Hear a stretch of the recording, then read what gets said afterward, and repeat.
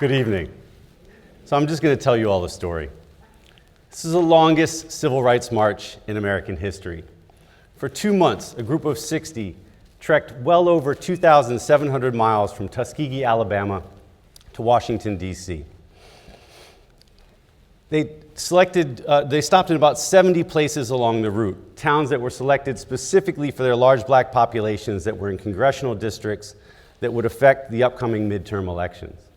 In every town they got to, they staged a march where people like Walter Fauntroy or Coretta Scott King or Dorothy Height would not only lead the march, but then take folks to a mass meeting that evening where they would fire up the crowds, get them ready for the next day.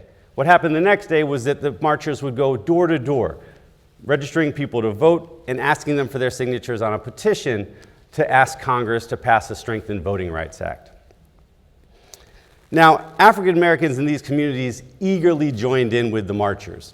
By the time they got to Athens, Georgia, which was only 200 miles, into their journey, they had already signed up 3,000 people who had registered to vote and obtained 6,000 signatures on their petition. In the state of South Carolina, they were able to get about 8,200 people to vote in the target communities in that state. Now, for people who are familiar with narratives of the civil rights movement, this is going to sound really familiar. African Americans marching across the Southland, demanding that Congress pass voting rights protections, crusading preachers going door to door, demanding that African Americans register and head out to vote in the next election. But the pilgrimage happened in 1982, not 1962. I don't know if you all caught that in the hairstyles and the fashion. And the pilgrimage, if we think about it happening in 82, it really challenges our understanding of African American politics in the post-civil rights period. Now, that story about African American politics in the post-civil rights period goes something like this. After a season of difficult, even bloody protest, African Americans are able to secure really important civil rights and voting rights reform. That's, of course, the Civil Rights Act of 1964, the Voting Rights Act of 1965. And these laws ended Jim Crow segregation across the South and opened the political process to African Americans. Now, their way now unimpeded, African Americans lifted hundreds of their number into elected office. And this brings sort of a new transformation that Bayard Rustin, the organizer of the March on Washington in 1963, called the transition from protest to politics. Don't get me wrong, the struggle for equality is by no means over. There are all of these racial disparities that still exist, but African Americans now have the tools to address those disparities through the electoral process. They can actually send people to Washington or to their local city council to address these disparities there. Now, Andrew Young, the first African American elected to Congress from the South since Reconstruction, and of course we all know him as one of the lieutenants to Martin Luther King, had a wonderful phrase for this process. He said, you know, you don't need to march on the sheriff when you can just pick up the phone and call someone. And in 1976, Andrew Young could actually call the most important sheriff of them all. In that year's presidential election, he was instrumental, quite literally the most important person in gaining well over 90% African American support for former Georgia Governor Jimmy Carter. And in that election, African Americans were Carter's margin of victory in over half a dozen states. And so as you can see from this editorial in Ebony magazine, African Americans expected Carter to pay them back through policy and appointments.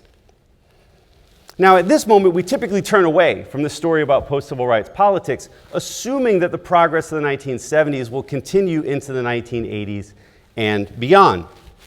Yet history seldom unfolds in such a neat and tidy manner. At the very moment that African Americans were lifting Carter into office, the bottom fell out of the U.S. industrial economy. Years of industrial decline, inflation, and a series of economic and energy shocks in the 1970s created what many commentators were calling an urban crisis in many of America's cities. In 1982, black unemployment jumped to over 20%. That was well over twice white unemployment. And in some major American cities, black youth unemployment was over 50%. Black leaders initially believed that they could turn to their friends in the Democratic Party to address their suffering. And so they called on President Carter, they called on Democrats who controlled the Congress to pass full employment legislation, to increase welfare benefits, to increase jobs programs, and of course, to enforce anti-discrimination law. But Carter honestly believed that the best way to get rid of the stagflation that had crippled the American economy was to cut the social services budget and to increase interest rates. That was guaranteed to create a recession, and it was guaranteed to increase the suffering in African American communities around the country.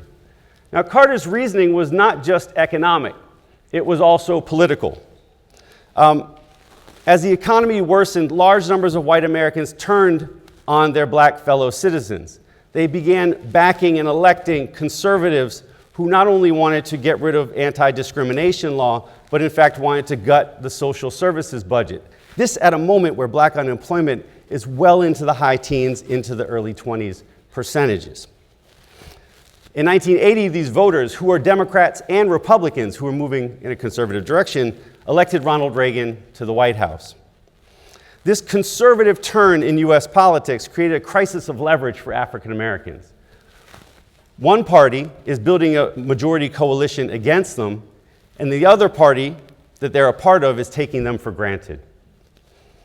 They had no clear path for actually gaining some relief from the urban crisis within the mainstream electoral process. So determined to break the impasse, many African American leaders decided to return to the protest politics of an earlier era. Yet rather than abandon politics for protest, they created a rich fusion that would come to define black politics for most of the 1980s: protest and politics. The activists at the fore of this effort were veterans of the civil rights and the Black Power movement. And so they brought the ideas and the strategies of those two movements to their contemporary endeavors. For this reason, I call what they did in the 1980s a movement resurgence. This turn back towards protest actually begins at the grassroots. Desperate to address the crisis facing their communities, African Americans began heading out into the streets to protest Ku Klux Klan violence, police brutality, and staging insurgent campaigns against conservative Democrats and Republicans alike. Now, African American leadership comes to recognize, to quote Jesse Jackson, that the people at the grassroots are on the move. And so they decide to use this grassroots energy to create a national progressive coalition that can actually contest for power. They stage a 1983 March on Washington to bring the coalition together. That march, which you can see behind you, was actually 50,000 people larger than the 1963 March on Washington. And then they decide to run an African American for president in the Democratic primaries with the idea that they can pull the Democratic Party, which had been listing rightward, back to the left. The person who lobbied very hard for that job and ended up getting it was, of course, Jesse Jackson. Now, from there, the coalition was off and running, staging some of the most influential campaigns of the decade. Perhaps the most storied was the Free South Africa movement.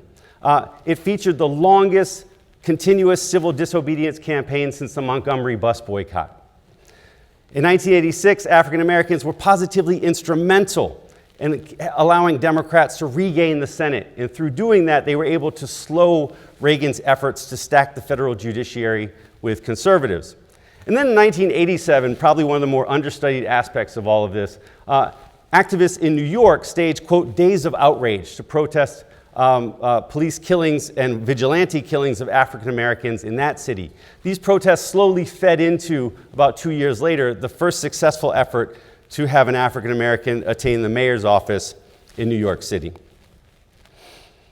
Now, through all of this activism, these African Americans had a controlling hand in defining not just black politics, but progressive politics. There were other left-of-center reform movements during the decade. There was a nuclear freeze movement, there was a gay rights movement, there was a Central American solidarity movement. But it was African Americans that tried to pull all these movements together into a national progressive coalition. And in so doing that, they created a center and a set of ideas and a set of symbols for progressive politics in the depths of the age of Reagan. The movement resurgence would decline in the 1990s, undermined by the persistence of the urban crisis and both political parties' shift towards the right, continuing shift towards the right. But as the energy that buoyed had buoyed the movement resurgence ebbed, African-American leadership began to decouple protests from politics, and instead of having that rich fusion from the 1980s, they ended up reverting to just politics. And when they did that, they found themselves in the same place they were in the 1970s, wedged between one political party that was writing them off and another that was taking them for granted. As we struggle to continue the unfinished work of the civil rights movement, to create a society in which people have not just civil rights, but a decent standard of living across the board, we would do well to remember the critically important example of the movement resurgence. Thank you.